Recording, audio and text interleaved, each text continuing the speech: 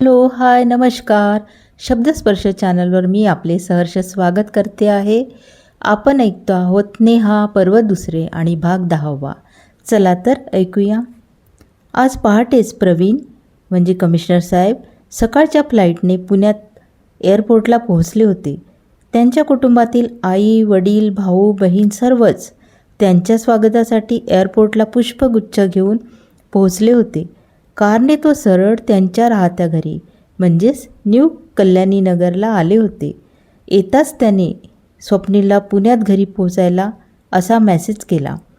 त्याच्या लग्नासाठी मुलगी बघण्याचा कार्यक्रम आयोजित केला होता ना, आणि त्याने मित्र म्हणून स्वप्नील आणि नेहाला आग्रहाने बोलवले होते. तो सुट्टीवर असला तरी डोक्यात मात्र काम आणि प्लॅनिंग सुरू होते. तो मुद्दामच आला होता. लग्न तर एक बहाणा होता त्याच्याकरिता. खरं तर डोक्यात शिजत असलेल्या शंकांचे समाधान शोधण्यासाठी तो या दोघांना स्पेशली भेटण्यासाठी वेळ काढून आला होता. पुण्यात अजूनही मित्र होते त्याचे, पण स्वप्नील आणि प्रवीण हे जिवलग बालमित्र. तो स्वभावात मित्राकरिता आणि कुटुंबियाकरिता मनाने खूप हळवा होता. तितकाच तो गुन्हेगारांकरिता खूप भयंकर, कडक, शिस्तबद्ध. त्याचे नाव घेताच पोलीस खात्यातील अधिकारी सरळ कामाला लागत होते. आता त्याला या केसमध्ये खूप इंटरेस्ट यायला लागला होता. नेहमीच्या गुन्हेगारीच्या केसेसपेक्षा या केसमध्ये एक ऐतिहासिक शोध दडलेला असल्यास तो मनपूर्वक यातील प्रत्येक गोष्टी बारकाईने लक्ष देऊन करत होता. तसाही विद्यार्थी जीवनात त्याला ऐतिहासिक विषय त्याला खूप आवडायचा. त्याने स्वप्नीलला कॉल करून 1 वाजता हिंजवाडी सिम्बॉयसिस कॉलेजजवळ भेटायला सांगितले. हॅलो प्रवीण, मी एकटाच येतो. नेहाला सुट्टी घेता येणार नाही रे. अरे हो का? मग तर आपल्याला मस्त निवांत गप्पा मारता येतील. चला भेटतो उद्या हिंजवाडीला. ओके, भेट. हां. स्वप्नील मुलगी बघायच्या कार्यक्रमात एकटाच जाणार होता आणि नेहाला पण ऑफिसमध्ये उशीर होणार होता. संध्याकाळी बाळ पण आपल्या मॉमची वाट बघत असतो. सरी मावशीला बरोबर नेहा येण्याची वेळ झाली की दार उघडायला सांगतो आणि वाटेकडे बघत मॉम मॉम बोलत असतो. ऑफिसमध्ये काम असले की 9 वाजून जातात घरी येईपर्यंत नेहाला, आणि त्यामुळे तिने या कार्यक्रमाला जाण्यास नकार दिला होता. दुसऱ्या दिवशी स्वप्नीलने सोबत एक एक्स्ट्रा ड्रेस घेतला होता आणि तो मध्येच तयार झाला ऑफिसमध्ये आणि हाफ डे सुट्टी घेऊन नेहाला सांगून हिंजवाडी जाण्यास निघाला. नेहाने स्वप्नीलला बाय केले. नेहा म्हणाली, लवकर येण्याचा प्रयत्न कर. स्वप्नील म्हणाला, येस डार्लिंग. ती परत कॅबिनमध्ये येऊन कामात व्यस्त झाली. स्वप्नील कार ड्रायव्हिंग करता करता सारेगम कारवा मराठी गाणी ऐकत जाऊ लागला. त्याला गीत, गझल, शायरी खूप आवडायची. तो स्वतः उत्कृष्ट कवी होता. नेहाच्या प्रेमात कितीतरी कविता, गाणे त्याने रचून गायली होती. तिच्या आठवणीत आजही तो फक्त तिच्यासाठी कविता गुणगुणत होता. विचारात तो हिंजवाडीला सांगितलेल्या पत्त्यावर पोहोचला. कार पार्किंगला लावून मित्राला फोन करणार होता. तोच कोणीतरी त्याला जोरात आलिंगन दिले. अरे प्रवीण, काय दचकलो यार मी असताना कुणाची धाड भरली आहे रे तुला दचकवायची? अरे पण एकदम मिठी मारलीस ना रे. चल आता गळे मिळ. दोघं मित्र परत एकदा एकमेकांना गळे मिळाले. तुझ्या लग्नाआधी भेटलो होतो. तू तर एकदम डॅशिंग दिसतो आहेस. बघता बघता 5 वर्ष होऊन गेले बघ. हो ना, आता माझा मुलगा 1.5 वर्षाचा झाला. माझा बाळ. हो ना, तुझ्यासारखाच क्यूट आहे ना रे. नाही, आम्ही दोघांसारखा. आम्ही सर्व त्या समोरच्या हॉटेलमध्ये बसलेले आहोत. तुला बघितले आणि आलो. माझे मामा मामी आले. चल जाऊया आपण तिकडे. काय नाव आहे त्यांचे? रघुवीर ताम्हाणे, मुलीच्या वडिलांचे नाव. रिटायर्ड झाले मागच्या महिन्यात. पब्लिक सेक्टरमध्ये ऑफिसर होते. मुलीने MSc केले असून आता PhDमध्ये ॲडमिशन घेतली आहे. अरे मुलीचे नाव काय आहे? प्रगती. मामा मामी पण कार पार्क करायला आले होते. कारमधूनच मामा बोलू लागले, oh hello my dear Praveen, how are you? Oh hi dear Swapnil, how are you? प्रवीणने स्वप्नीलच्या गळ्यात हात टाकून म्हणाला, वी बोथ आर फाईन मामा. Good good. आलोच कार पार्क करून. चला जाऊया, वाट बघतात सर्व. मामाच्या परिचित कुटुंब होते. मामांची नजर खूप पारखी होती. मला काही बघायची गरजच नव्हती. पण आयुष्यात जोडीदाराचा प्रश्न होता ना, तर यायलाच हवं होतं. मुलीचे फ्लॅट त्याच कॉलनीत होते. दुरूनच आम्हाला बघून मुलीचे वडील स्वतः घ्यायला आले होते. NK heights apartment. खूप मोठ्या रेसिडेन्शियल कॉलनीमध्ये ते घेऊन गेले होते. Praveen: wow, so beautiful. किती सुंदर एंट्रन्स आहे. मामा म्हणाले: मुलगी पण हुशार आणि सुंदर असायला हवी. परिचित असले तरी मुलीचा फोटो बघितला होता. आजकाल सर्व मुली मेकअप आणि फोटो एडिट करून पाठवतात. मी काही प्रत्यक्षात मुलीला बघितलेलं नाही. प्रवीण म्हणाला: खरं सांगू का, असं मुली बघायला जाणं मला अजिबात आवडत नाही. पण तुमचा आग्रह होता म्हणून मी आलो. मामा म्हणाले: अरे, इतका काही विचार करू नको. पद्धत आहे ती. त्यांनी बोलवलं, नाहीतर मुलगी आली असती आपल्या घरी. ते म्हणाले: तुम्ही या निमित्ताने त्यांचे घर बघणे होते. मुलीचे वडील प्रवीणच्या आईबाबासोबत बोलत जाऊ लागले होते. मामा, प्रवीण आणि स्वप्नील हे मागून बोलत बोलत चालत होतेच. तामाणे साहेबांचे ग्राउंड फ्लोअरला फ्लॅट होते. इथे गाडी पार्किंग वेगळे होते. त्यामुळे या कॉलनीतील ग्राउंडला झाडांनी हिरवळ चहूकडे पसरली होती.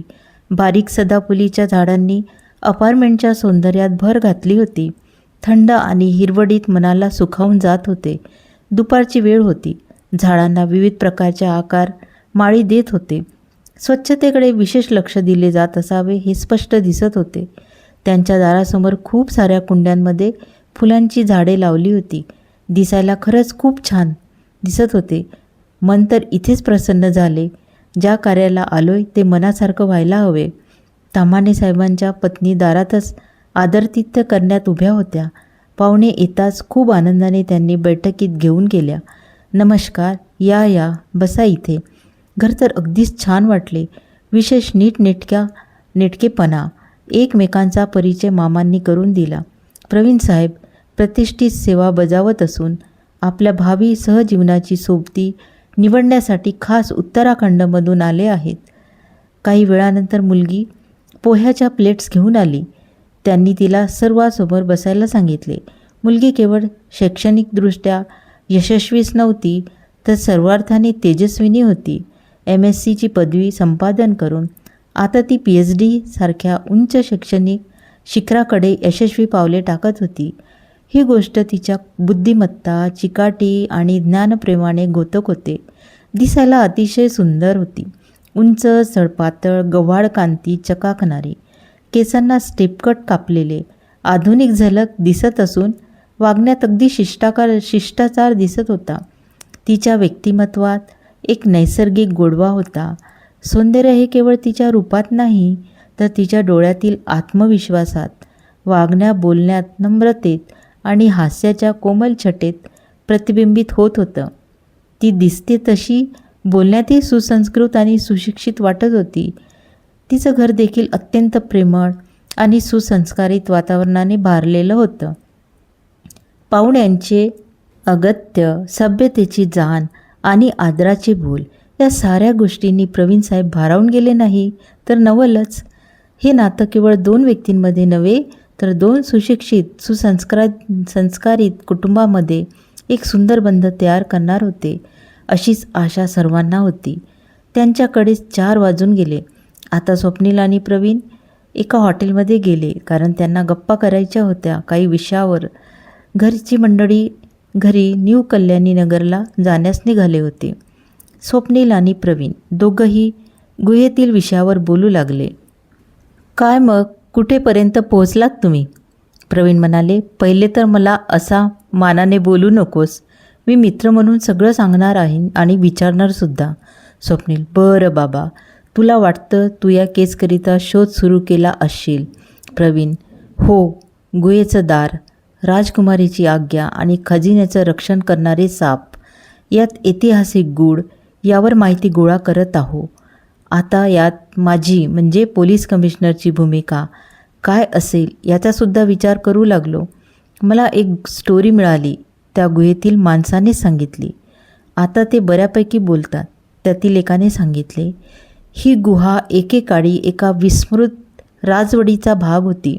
त्या काळात राजकन्येने खजिना सुरक्षित ठेवण्यासाठी गुहेवर गुप्त मंत्र, सापांचं रक्षण आणि आज्ञेचं बंधन घातलं होतं. आता अचानक गुहेचं अस्तित्व उजेडात आलं नेहांच्या बाबामुळे. यावेळी पोलीस कमिशनर काय करू शकतो असा प्रश्न उपस्थित झाला आणि मी स्वतःकरिता काही नियम बनवले. कमिशनर म्हणणे म्हणजे केवळ कायदा आणि सुव्यवस्थेचं रक्षण नसून प्राचीन रहस्यामध्ये गती असलेला अधिकारी आहे हे न विसरता या गुहेच्या बाबतीत आधीपासूनच तपास करेल असे ठरवले. आज्ञेचं कोडं कसं सोडवणार तर? माझ्या मनात शंका येते की राजकुमारीची आज्ञा म्हणजे फक्त प्रतीक नाही. कदाचित ही राजकुमारी कुणाच्या वंशात आजही जिवंत असेल किंवा तिला शोधण्याचं रहस्य लपवलेलं असू शकतं. यात तुम्ही दोघं मला मदत कराल. सापांविरोधातील संघर्ष किंवा संवाद साधून ठरवावा लागेल. काही साप केवळ प्राणी नाहीत तर ते एखाद्या प्राचीन जादूने जागृत असलेले रक्षक असतील असं मला वाटतं. वैज्ञानिक दृष्टिकोन वापरून यांचं रहस्य उलगडण्याचा मी प्रयत्न करणार होतो. काही उपाययोजना राबविण्यात येऊन त्यांचं मनोगतच बदलता येतं का हे बघावं लागेल. ते दरवाजा उघडण्यास तयार होतील असं काहीतरी करायला पाहिजे. खजिन्यावर लालच ठेवणाऱ्यांपासून संरक्षण करून स्थानिक गुन्हेगारी टोळ्या किंवा काळा बाजारवाल्या खजिन्यासाठी घातपात करू नये. त्यांच्यापासून गुहा, खजिना आणि त्यांचं गुपित वाचवण्याचं ध्येय ठरवलं आहे. तुला काय वाटतं स्वप्नील? हो, अगदी बरोबर. चांगला विचार आहे तुमचा. पण आता राजकुमारीचा शोध कसा घेणार तुम्ही? काय ठरवलं त्याबद्दल? तर मंडळी, आपल्यासुद्धा मनात येत असेल की ही राजकुमारी कोण आणि कमिशनर साहेब कसा शोध लावतील. तर याकरिता तुम्ही पुढचा भाग नक्की ऐका आणि पुढील प्रत्येक भाग ऐका, तेव्हाच तुम्हाला कळेल पुढे काय होणार आणि हे रहस्य कसं ओपन होणार. तर नेहमी आमच्या चॅनलला आवडत असेल ही स्टोरी तर लाईक करा, कॉमेंट करा आणि मित्रांना शेअर करा, सबस्क्राईब करा. धन्यवाद. तोपर्यंत स्वस्त रहा, मस्त रहा. Bye bye.